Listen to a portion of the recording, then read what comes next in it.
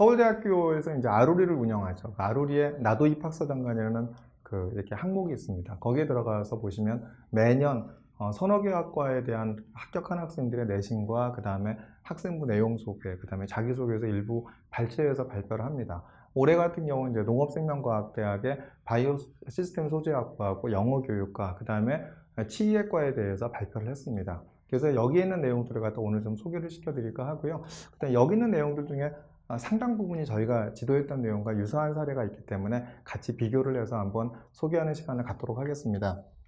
서울대학교 아로리에 나와 있는 내용을 보겠습니다. 농업생명과학대학의 바이오 시스템 소재학부 C학생이죠. 여기서 이제 아로리에 나와 있는 내용을 보면 이런 내용이 있죠. 교과서에 있는 문제 중 정사형한 사각형의 둘레를 구하는 문제를 넓이를 구하는 문제로 바꾸는 등 몇 가지 수학적 개념을 더 추가하여 문제를 변형시킨 후 풀이하는 활동을 함. 비유클리드 기하학에 대해 유클리드 기하학에서의 구의 원주가 비유클리드 기하학상에서는 직선이 된다는 사실을 알고 지적 호기심이 생겨 스스로 공부하기 시작함. 유클리드 기하학에서는 선 밖의 한 점을 지나 그 직선의 평행한 직선 단 하나만 존재한다는 평행선 공리가 있는데, 그와 반대로 비유클리드 기하학에서는 성립하지 않는 등 두 기하학의 차이점을 평행성 삼각형의 세네각의 합 측지선의 측면에서 파악하여 보고서를 작성함. 추가로도 알고 싶어 관련 도서로, 항상 이제 도서 읽는 부분들을 갖다 제가 중요하다고 말씀드렸죠. 무한의 끝이 무엇이 있을까라는 책을 읽어보니 삼각형의 합은 정말로 180도인가, 우주의 기하학 등 다양한 주제에 대한 새로운 시각을 갖게 됨. 그중 구면 기하학상의 개념에서 삼각형의 내부 각도의 합이 180도보다 크며 540도보다 작다 등 여러 개념을 이해한 뒤 지구의 표면을 구면 기하학적으로 표현하여 기하학적으로 이해할 수 있으며, 나아가 물리학에서 배운 아인슈타인의 상대성 이론과 연결하여 시공간 좌표기를 더 잘 이해할 수 있게 됨. 이것이 이제 서울대학교 아루리에 나와 있는 합격한 학생들의 학생부에 발췌한 내용이죠. 저희가 지도한 사례를 갖다 보면 이제 이런 내용이 있습니다. 창의융합 수업에서 배운 여러 2차 곡선에 흥미를 느끼고 관련 도서인 기하학 개론을 탐독함. 탐구 중 유클리드 기하학과 비유클리드 기하학의 본질적 차이를 존재하는 평행선의 개수로 명쾌하게 정의함. 또 지구상의 최단 거리는 유클리드 기하학의 직선이 아닌 비유클리드 기하학의 원호임을 이해하는 등 기하학 이론의 현실과 접목함. 다른 한편으로 하이퍼블릭 곡선의 정의를 접하고 순서상으로 표현되는 자취의 방정식이 기하학 교과의 쌍곡선이 됨을 확인함. 또한 쌍곡선의 방정식과 원의 방정식의 유사성을 비교한 직관력이 인상적임. 쌍곡선 응용 사례를 탐구하던 중 논문 신경망을 이용한 CT 영상에서의 간 영역 분할에 관한 연구를 읽으며 인공신경망의 전달 함수가 쌍곡선 탄젠트 함수라는 사실을 파악하고 2차 곡선과 응용 사례를 정리하여 보고서를 작성함. 이런 이제 유클리드 기하학과 비유클리드 기하학 이렇게 이제 유사하게 저희가 이제 지도했던 사례가 있죠.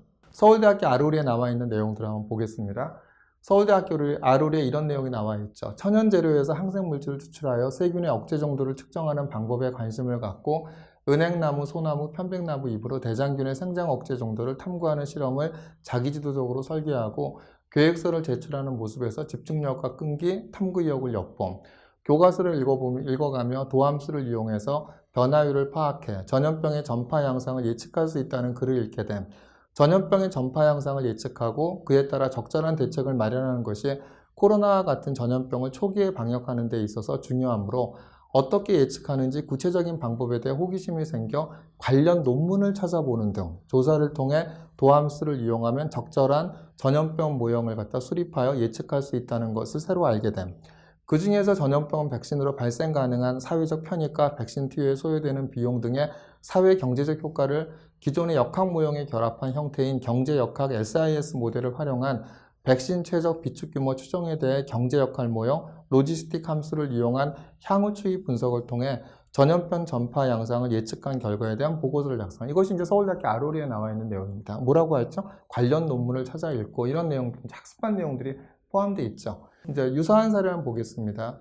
자율탐구 시간을 활용해 곰팡이를 대상으로 한 항생제에 대해 조사하며 곰팡이 독소에 대해 알게 돼 이를 제거하는 방법에 대해 관심을 가짐. 작물 추출물을 통해 곰팡이 독소 생성을 억제하는 연구를 진행함. 실험을 통해 계피가 독소 생성 억제에 뛰어난 효과를 지닌다고 결정짓고 연구 내용을 정리하여 작물의 항산화 물질을 통한 곰팡이 독소 생성 억제에 관한 연구 보고서를 제출합니다. 저희가 지도한 걸 보면 아까 서울대학교에서 발표한 그 합격한 학생의 사례와 거의 유사하다는 사실을 좀 아실 수가 있죠.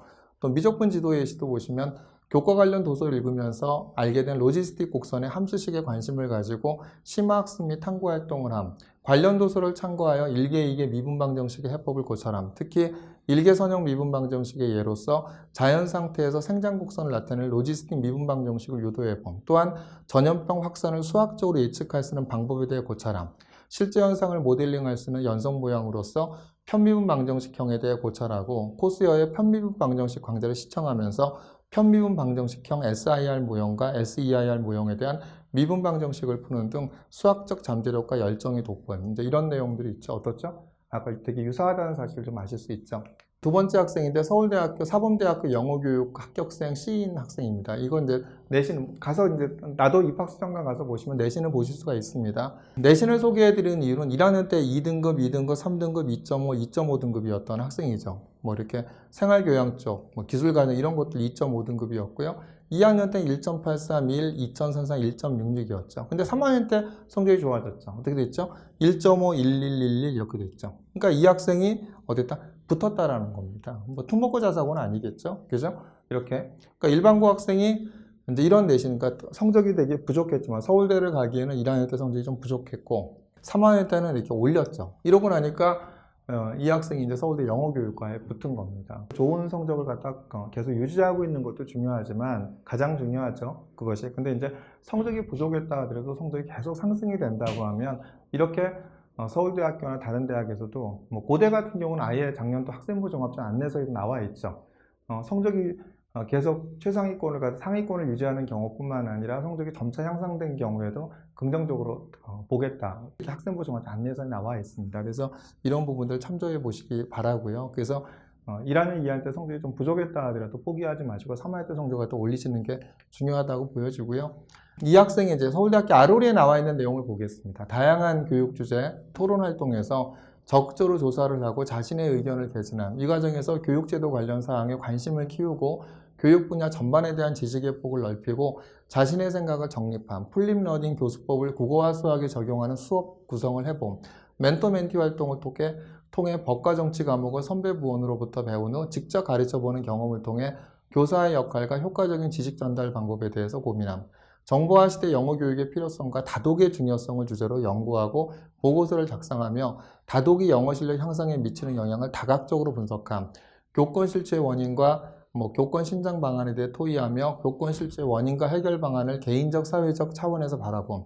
또한 저소득층 자녀가 학습 부진에 빠지기 쉬운 이유와 해결 방안을 주제로 토의하는 과정에서 원인을 물질적, 시간적, 정서적 측면에서 분석했으며 가정 배경으로 인한 교육 불평등을 줄이기 위한 방안들을 고민함. 이것이 이제 아로리에 나와 있는 내용이죠.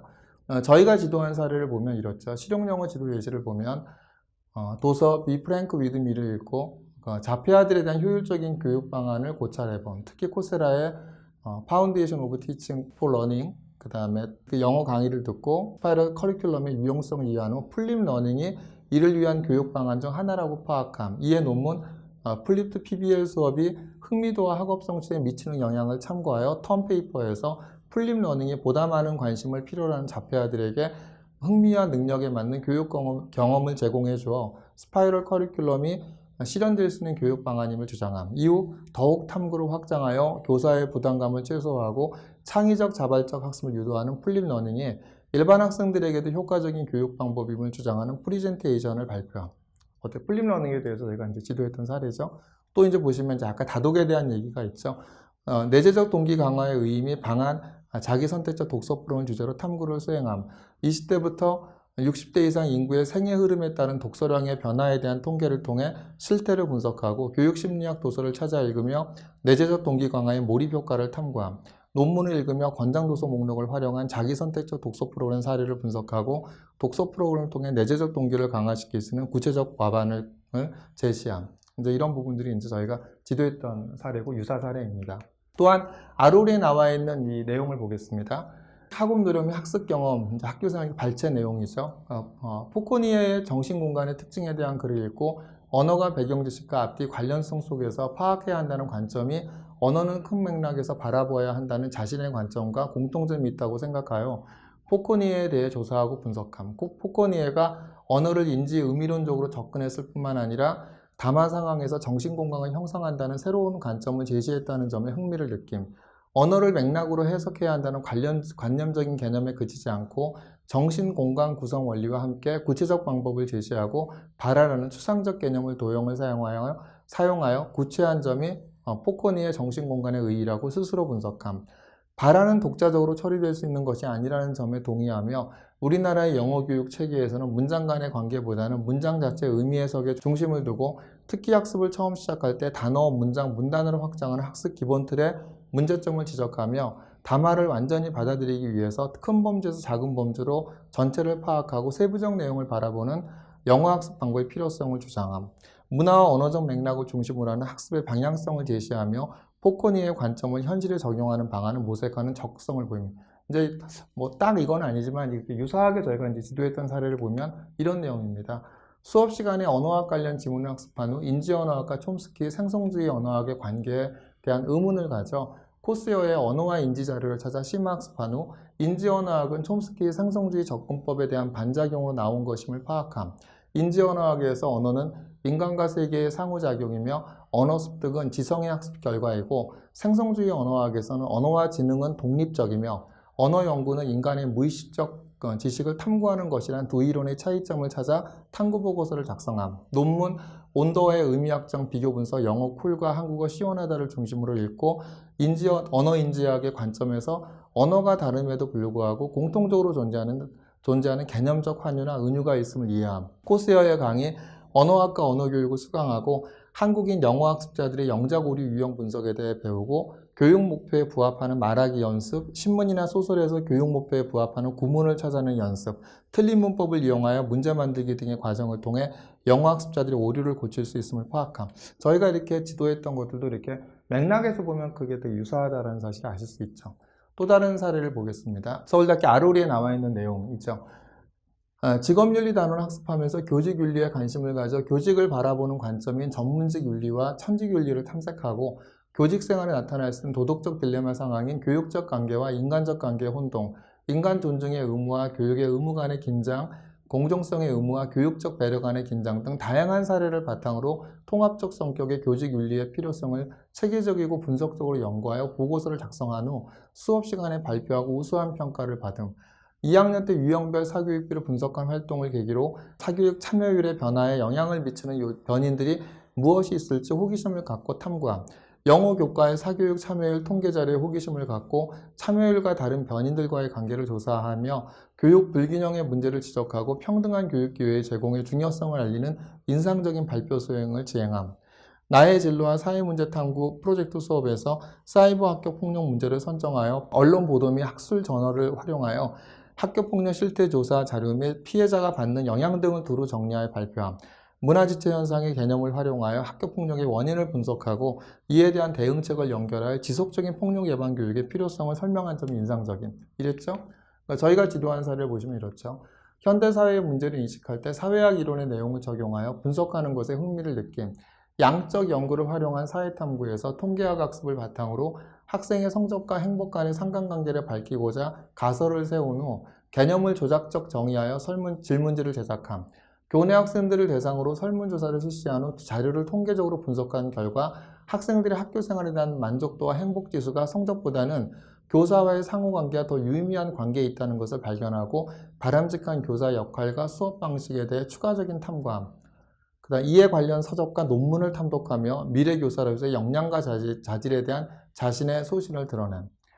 독일의 역사교육에 관심을 두던 중 독일의 역사교육 아이들에게 왜 아우슈비츠를 가르치는가라는 책을 읽고 독일이 홀로코스트 교육을 통해 아이들에게 다문화 사회에서 타인과의 차이를 어떻게 받아들여야 하는지에 대한 교훈을 주고자 하는 것을 보며 독일의 홀로코스트 교육을 기반으로 한 학교폭력 예방교육 보고서를 제출함. 홀로코스트와 학교폭력 유사성을 분석하고 홀로코스트 교육을 학교폭력 예방교육으로 확장할 수 있는 방안을 예시를 통해 제시함. 이게 학교폭력 문제라든지 이런 분야들이 저희가 이제 지도했던 바로 사례죠. 그래서 이제 서울대학교의 영어교육과 학생들의 이런 학생부에 대한 사례와 보면은 굉장히 유사하게 저희가 지도했다는 사실을 아실 수 있을 것입니다. 요번에 이제 치의과대학 치의학과 합격생을 보겠습니다. 실내환기의 중요성을 주제로 자유탐구 활동을 진행한 미세먼지 관련 통계 자료를 근거로 실내환기의 중요성과 그 효과, 효율적인 실내환기법을 소개하며 실내 공기 오염에 따른 질병을 정리하여 친구들과의 관심을 유도함. 실제로 로그를 이용하여 실내 산소 농도 구하기 문제를 함께 풀어보고 로그의 쓰임을 경험할 수 있도록 도움. 의학 분야에 관심이 많은 학생으로 수학과의 접점을 찾던 중 컴퓨터 단층 촬영을 찾아내어 CT와 적분을 주제로 탐구 활동을 진행함. X선 촬영과 CT의 차이를 설명하며 컴퓨터 단층 촬영의 원리를 예시를 들어 이해시킴. 2차원의 그래프를 조합하여 3차원의 영상을 만들 수 있는 컴퓨터 단층 촬영의 기법과 필요성을 소개함. 몸 안의 밀도를 측정하여 영상으로 남기는 이 촬영 방법으로 충치가 생겼을 때 치아의 밀도가 달라져 이것을 진단할 수 있음을 발표하며 자신의 진로 분야에 대한 관심과 흥미를 드러냄. 중추신경계 이상 질환인 알츠하이머에 대해 탐색하던 중 구강세균과 관련이 있다는 기사를 읽고 관련 논문과 기사 등 자료를 조사하여 구강세균이 영향을 끼치는 전신질환에 대한 보고서를 작성함. 구강관리와 전신건강과의 관계에 대해 발표 자료를 체계적으로 정리하여 학우들의 이해를 도움. 신체에서의 방어작용에 대한 관심을 갖고 비특이적 방어작용 중 타액의 기능에 대해 깊이 있는 탐구 활동을 하고 보고서를 작성함. 이것이 이제 서울대학교 아로리에 나와 있는 내용이죠. 저희가 지도한 내용들 보면 이런 내용이 있죠.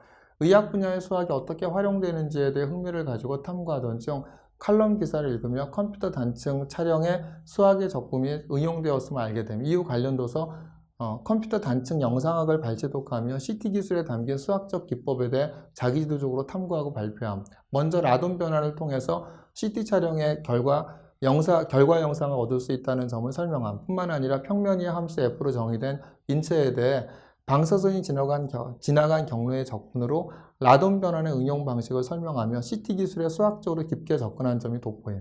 이런 부분들이 이제 거의 유사하게 저희가 이제 지도했다는 사실을 갖다 아실 수 있죠. 다음에 이제 또 서울대학교 아로리에 나와 있는 내용을 보겠습니다. 치의과대학 치의학과 합격생이죠. 자, 의학 속에서 발견할 수 있는 수학으로 삼각함수와 풀이의 변환이 있으며 이것이 뇌파와 심장의 전파 파동, 청력 검사에 활용됨을 설명함. 또한 초음파 영역에서의 음양 공동현상을 예측하는 수학적 모델을 활용하여 종양세포를 효과적으로 제거하는 기술에 대해 소개함. 발표를 준비하면서 수학적인 모델링이 의학에 적용되어 수학이 의학 메커니즘을 효과적으로 설명함으로써 의학 기술이 더 발전할 수 있음을 인식함. 매우 뛰어난 수학 실력을 바탕으로 미적분에 심화된 내용을 학습하면서 미분 방정식과 풀이의 변화에 대해 심화 탐구함. 전염병 예측 모델로 사용되는 SIR 모델에서 각각의 변수와 변수의 변화율이 갖는 의미를 수학적 모델링을 활용해 알아보고 SIR 모델로 현 코로나19로 인한 상황을 분석해보고 실제 자료와 비교해봄. CT에서 X선을 통해 얻은 사이노그램을 영상으로 복원하는 과정에서 쓰이는 적분 과정에 대해 탐구하면서 풀이의 변화를 탐구해보고 그 원리를 이해함. 체외 충격파 세석계의 원리에 대해 알아봄. 그 원리에 활용된 타원의 성질을 정리함.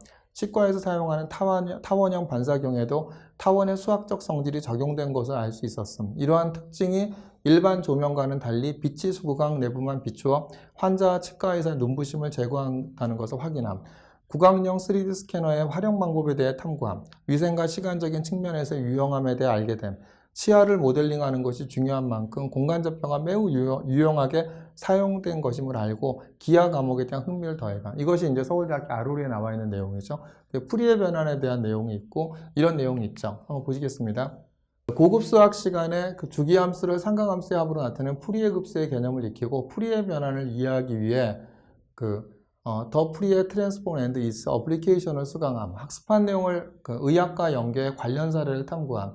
이 과정에서 고급 생명 시간에 배웠던 심장의 심전도 그래프를 떠올리고 P파, QRS파, T파 등의 분석에서 풀이의 급수인 풀이의 변환을 응용한 주파수 분석을 통해 심장 및 동백 질환의 진단과 예후 판정의 가능함을 파악함. 이런 이제 풀이의 변환에 대한 이렇게 이제 저희가 지도하고 탐구했던 내용이 있죠. 스터디 활동에서 유니폼리 컨버전스의 개념을 학습하고 이를 응용시켜 베셀의 부등식 문제를 평등 수렴을 이용한 해석학적 시점으로도 증명을 진행함. 또한 풀이에 대해 학습하고 관련 탐구를 통해 주기가 있는 임의의 함수는 풀이의 급수로 나타낼 수 있음을 깨달음. 2차 곡선의 개념을 자동차 전조등에 적용시켜 빛을 가장 효율적으로 반사시킬 수 있는 전조등의 길이 폭 각도를 계산해보고 이를 3차원 공간으로 확장시킨 2차 곡선을 이용한 실생활 고찰 및 개선 방안 탐구라는 보고를 작성함.